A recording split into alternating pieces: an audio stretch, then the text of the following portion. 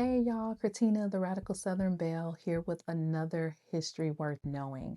Now, most people already understand Jim Crow as segregation, separate schools, water fountains, and buses.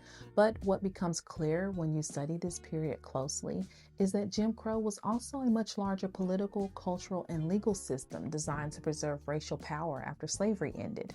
And I think sometimes we tend to talk about Jim Crow only through the lens of separation, when it was also about keeping Black people politically weak, economically vulnerable, and legally unprotected.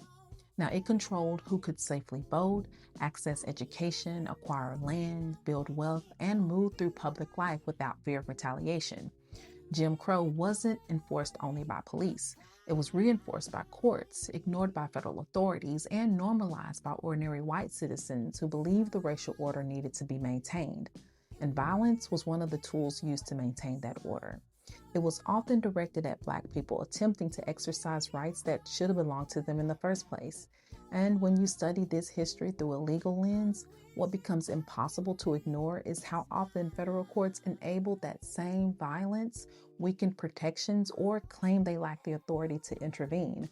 Which means some of the debates we're still having today around voting rights, policing, and equal protection did not appear out of nowhere. They are connected to older struggles over power, citizenship, and who this country was designed to fully protect.